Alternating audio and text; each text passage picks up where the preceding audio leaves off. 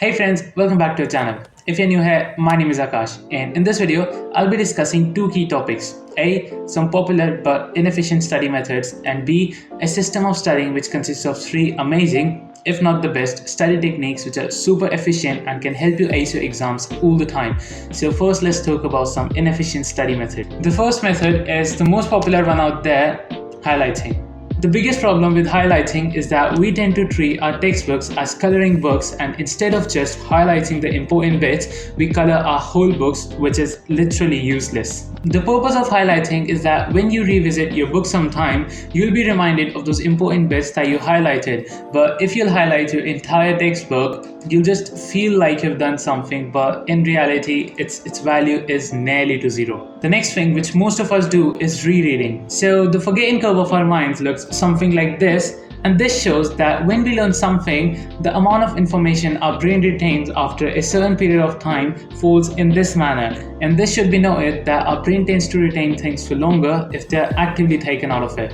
Now, when you reread, you put in the same information again in your mind, and the very next day, you'll forget almost 60 to 70% of the information, which is obviously not good. And even though rereading feels productive, it actually isn't. Remember when we were kids and we had maths, just reading the concept again and again was never the right way to learn, The best way was to solve a bunch of questions, because when we take the information out of our brain again and again, it stays there for longer. And even after some day, when we face some question with a similar concept, our mind used to tell us that, yeah, we've done this before with that concept.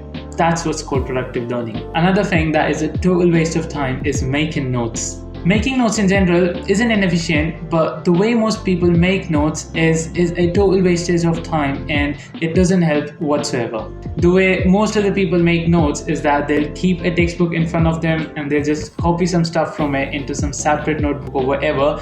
But if you think deeply, it's just another way of fooling your brain into thinking that you're being productive, when in reality you're just copying stuff which doesn't make sense at all. Now someone might ask that what's the efficient way of making notes then? Let's talk about it in my system of efficient learning. It's not my system of learning because it's been called out by so many others, but I just use it myself. That's why I said that. So this consists of 3 steps which are considered one of the best study methods out there: scoping the subject, blurting, and active recall.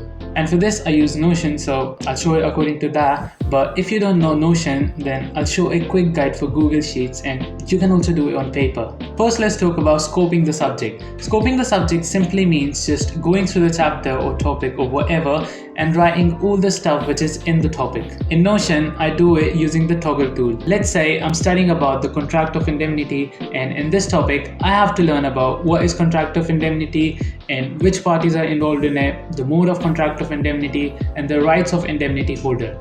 Now I have the structure of what I'll be learning in this topic. After you're done with this, just take out your textbook and go to the first question you just made above. In this case, what is the contract of indemnity? Take 10 to 15 minutes, read it, understand it, and after you're done with this, just close your textbook and write all the stuff either in your language or the bookish language under its toggle.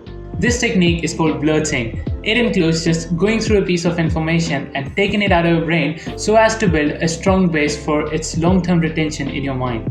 Another popular way to blurt is to make mind maps and flowcharts on a paper, but that thing is suitable when either you don't have or you don't need context. In my case, I do, but if you don't need context, then this video is done for you. Just learn and blurt it out. Now you might ask, like, what's the purpose of making these extra efforts of writing all this stuff in toggles? Well, let's go back to the point where I showed you the forgetting curve. There must be some way of kind of slowing down this process, right?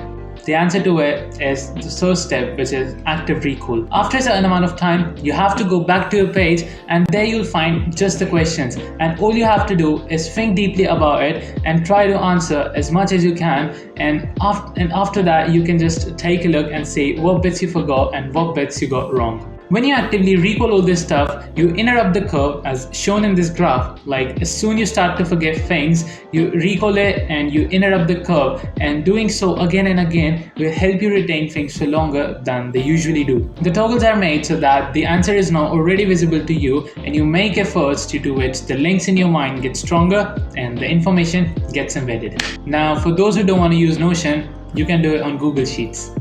Like you write all the questions in one column and blurt all the answers in the column next to it. And when it's time for revising, all you have to do is just click on this column name and change the text color to white, which will make all the text invisible, and you'll have to stress your brain into thinking about it. Well, that's it for today. If you have any suggestions for me, just drop them in the comment section. And if you got anything from this video, do hit like and subscribe, and I'll see you in the next one. Bye bye.